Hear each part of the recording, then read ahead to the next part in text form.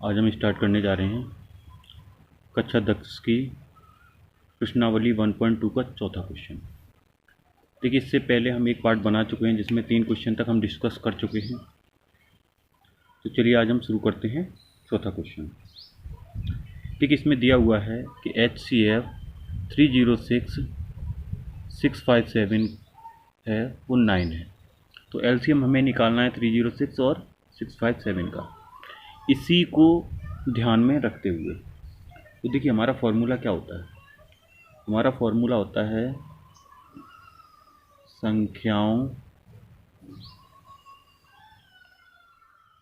का गुणनफल। संख्याओं का गुणनफल बराबर HCF इंटू LCM। संख्याओं का गुणनफल मतलब जो भी हमारी संख्या है यदि हम उन दोनों संख्याओं का गुणा कर दें और HCF और LCM का गुणा कर दें तो ये दोनों चीज़ हमारी क्या आती हैं, बराबर आती हैं। तो ये हमारा फॉर्मूला होता है। अब देखिए हमें निकालना क्या है, LCM निकालना है। तो LCM बराबर हमारा क्या हो जाएगा, वही संख्याओं का गुणनफल। ऐसे ही तो लिखेंगे, संख्याओं का गुणनफल। संख्याओं का गुणनफल बट्टे देखिए हमारा रह क्या जाएगा HCF। सही है। अब देखो संख्याएं हमारे पास कितनी हैं, संख्याएं हमारी 306 इंटू 657 बट्टे HCF हमको कितना दे रखा है, 9। सही है। अब देख लीजिए यदि हम इसको मल्टीपल कर देते हैं या फिर एक काम करते हैं हम काट लेते हैं, यदि कट जाता है कोई। देखिए 9 से काट दो, 9 सत्ते 63 और 9 तिया 27, ये कट गया। सही है। काटने से ये हमें थोड़ा सरल सा पड़ जाता है फिर। ये हमारा 306 इंटू 73, हमने इसका मल्टीपल किया तो आया हमारा 22338। ये हमारा आ गया LCM। सही है। क्वेश्चन है हमारा, जांच कीजिए क्या किसी प्राकृत संख्या n के लिए संख्या 6 की पावर n अंक 0 पर समाप्त हो सकती है। तो देखिए सबसे पहली बात तो ये है कि ये हमारा दिया है 6 की पावर n, तो ये हमने लिख लिया जैसे 6 की पावर n है। अब 6 की पावर n को हम ऐसे भी लिख सकते हैं कि 2 इंटू 3 की पावर n। सही ना। अब देखिए यहाँ पर क्या है, कोई भी 5 का अंक नहीं आया है क्योंकि 3 दूनी 6। यदि हमारा 5 से कोई गुणनफल आता तो हमारा वो 0 पर समाप्त होता, और 5 का कोई गुणनफल नहीं है तो ये हमारा क्या है, 0 पर समाप्त नहीं होगा। क्योंकि जब गुणनखंड हमारा 5 से हो तभी तो 5 दूनी 10 इस तरीके से आएगा तो 0 आएगा। यहाँ पर क्या है, 0 पर समाप्त नहीं हो सकता है। बस इसका यही आंसर है, यह है हमारा 0 पे समाप्त नहीं हो सकता है क्योंकि हमारा कोई भी 5 का गुणनखंड इसमें नहीं आया है। चलिए बढ़ते हैं अगले क्वेश्चन की तरफ। छठवां क्वेश्चन है हमारा, व्याख्या कीजिए कि 7 गुणे 11 गुणे 13 प्लस 13 और 7 गुणे 6 गुणे 5 गुणे 4 गुणे 3 गुणे 2 गुणे 1 प्लस 5 भाज्य संख्याएं क्यों हैं। तो देखिए सबसे पहले तो हम एक काम करते हैं, जैसे ये हमारी संख्या है एक, 7 गुणे 11 गुणे 13 और प्लस के 13। सबसे पहले हम एक काम करते हैं, इन तीनों संख्याओं का गुणा कर लेते हैं। इन तीनों संख्याओं का गुणा होके आएगा 1014। सही है। इतना ये हमारा आ गया। सही ना। टोटल होके 1014, 7 गुणे 11 गुणे 13 और प्लस के 13। अब यदि ये हमारा 1014 है, अब 1014 को जैसे हम फैक्टर करते हैं, ठीक ना, तो हमारा क्या होगा, जैसे हम 2 से करेंगे, 2 पंचे 10, 1 में जाएगा नहीं 0, 2 सत्ते 14, फिर हमारा ये 2 से जाएगा नहीं, अब हम 3 से करते हैं। 3 एकम 3, 2 बचा, 3 छंगे 18 और 3 निम 27। सही है। अब ये हमारा किससे जाएगा, 13 से, 13 बार और 13 से 13 बार।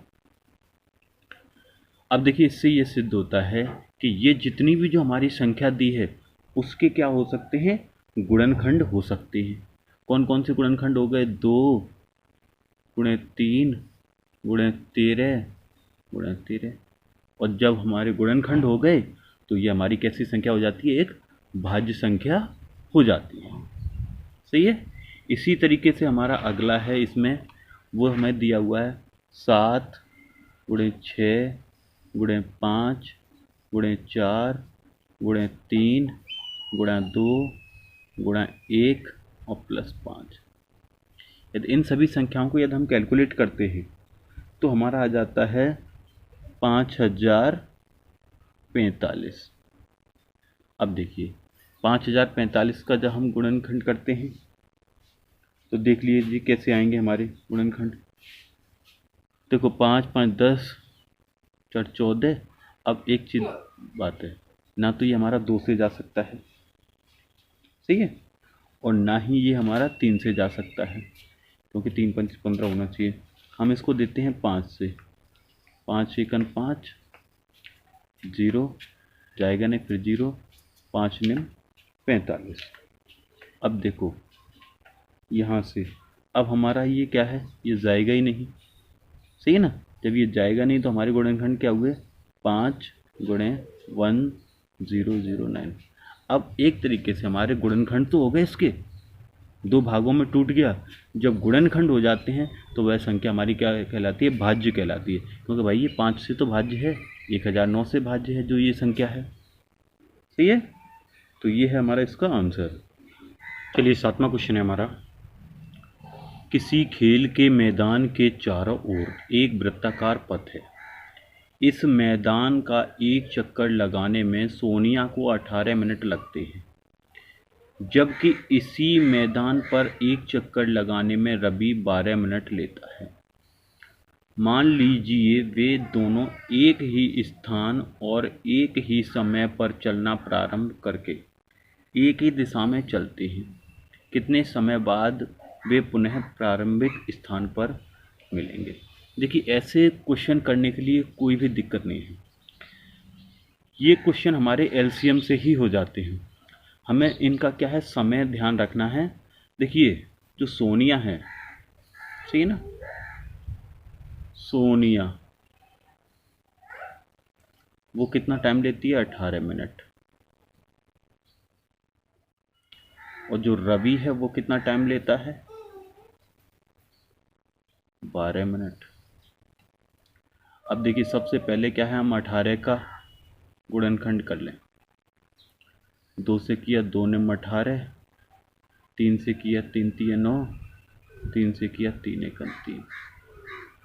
इसी तरीके से हम 12 की, 2 छक्के 12, 2 तिये 6 और 3 एकम 3। अब करना क्या है, हमें केवल इनका एलसीएम ही निकालना है बस खाली। तो जैसे 18 है, देखो 18 को 2 गुणे 3 गुणे 3 ऐसे लिख लिया। 12 है, 12 को लिख लिया 2 गुणा 2 गुणा 3।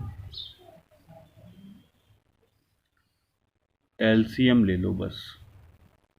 देखो ये कॉमन आ रहा है 2, ये बच गया 3, ये कॉमन आ रहा है ये 3 और ये 2।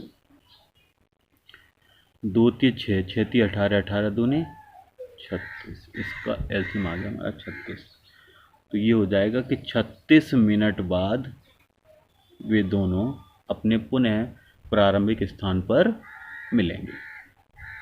तो देखिए हमारे 1.2 हमारा पूरा कंप्लीट हो गया है। जिस भाई ने पिछली वीडियो नहीं देखी हो वो उनको देख ले, सही ना। और हमारी ये वीडियो आपको कैसी लगी, वीडियो को लाइक करें, चैनल को मेरे को सब्सक्राइब करें और मुझे थोड़ा मोटिवेट करें, जिससे मैं कि समय से समय वीडियो डाल सकूं। आपका बहुत बहुत धन्यवाद।